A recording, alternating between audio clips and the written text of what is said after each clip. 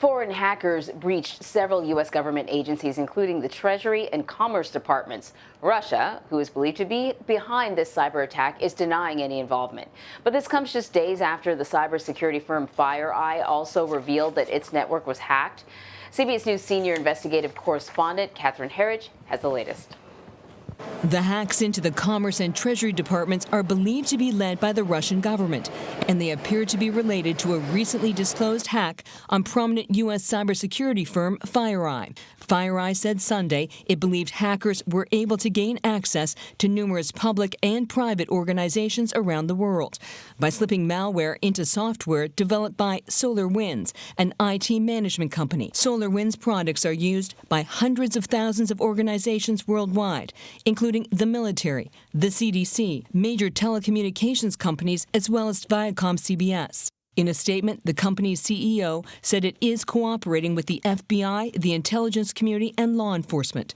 The Washington Post reported the Russia-affiliated hacking group known as Cozy Bear breached email systems in some cases. The group has direct ties to Russian intelligence and was allegedly behind hacking attacks against the Democratic National Committee in 2015.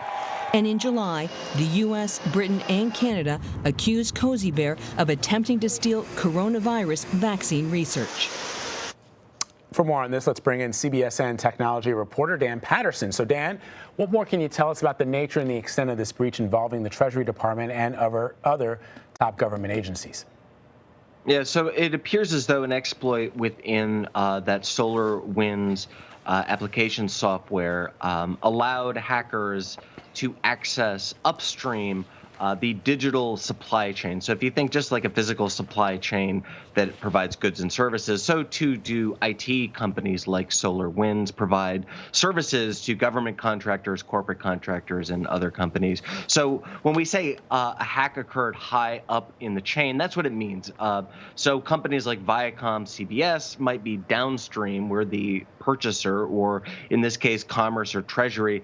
And so one of these undisclosed vulnerabilities requires a pretty sophisticated actor, and my sources were saying very similar things last night, that while we always want to treat attribution in cybersecurity with some skepticism, it appears as though a group called APT29, that's Advanced Persistent Threat 29, Cozy Bear, is likely responsible for this hack and related to the FireEye hack that we spoke about last week. This is a pretty significant attack because Cozy Bear is capable of pretty disruptive activities. In fact, my sources call them bringers of chaos. That is their kind of MO. They like to do things that are disruptive. As we heard Catherine talk about, they were responsible allegedly for the 2015-2016 attacks against the Clinton campaign. We saw them involved in attacks against the Olympics in what was called Olympic Destroyer was the name of the attack. And we saw them involved in 2016-2017 with the release of tools called Eternal Blue, which resulted in ransomware attacks across the world. So this is a pretty capable group who were apparently involved in some pretty sophisticated attacks. And I think just like the FireEye attack, we will see the fallout from this persist for quite a while.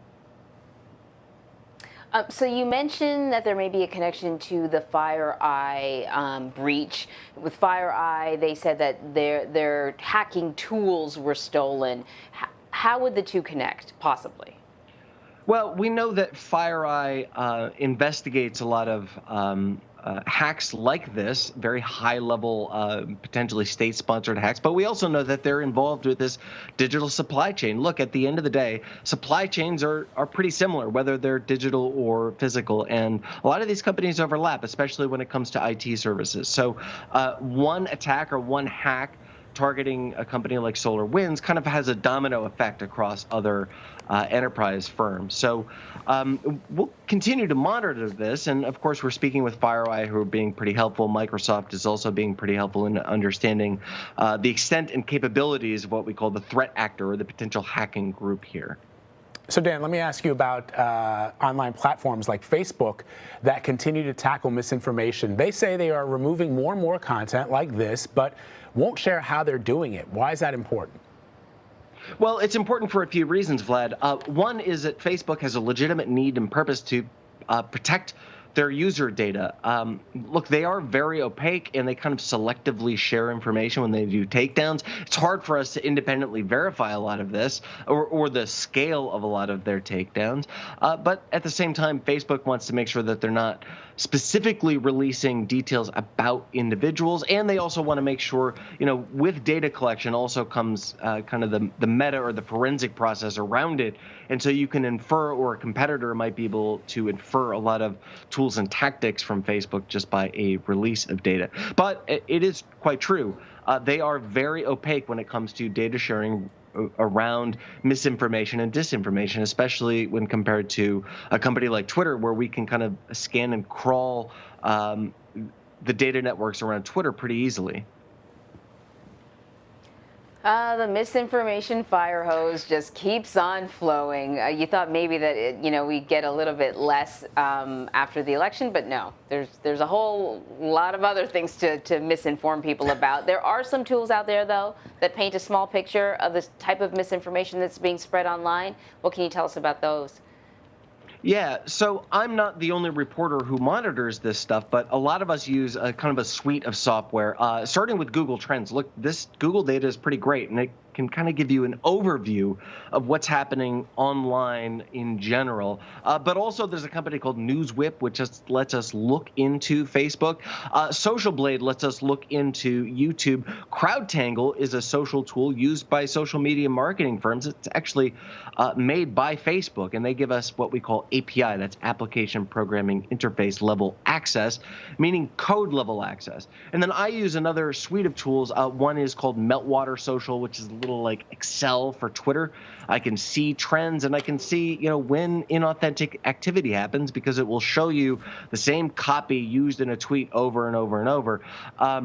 So we also kind of check the data against our expert sources. So often I will take a bucket of information that I acquired from, say, Twitter, and then run my own, what I get from this data, past experts who are real data scientists. And we kind of match up how what you referred to, Anne-Marie, as the fire hose of disinformation is spreading.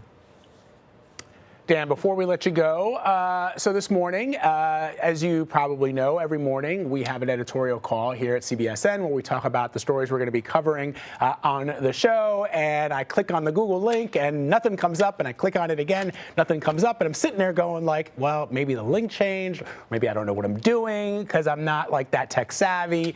And so I text Ross, our senior producer, and he says, yeah, we're having problems with Google. So I guess we weren't the only one. What was going on today?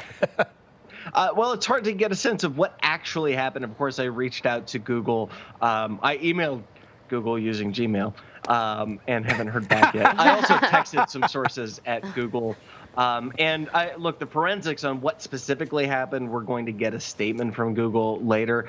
On Twitter and across the social web, we heard claims of what we call a DDoS, distributed denial of service. I'm skeptical of these claims. Maybe that's what happened, but a DDoS is when you dump a lot of data at one target and try to take it down. Google gets DDoSed all the time, and they have mitigation tactics that they deploy. So we're still finding out. Often when services like this go down, it can just be a misconfiguration error, user error. But sometimes something a little more nefarious is going on. So with all the hacking that's going on right now, we're keeping an eye on Google and chatting with them as well when Gmail's back up. All right, Dan, thank you so much.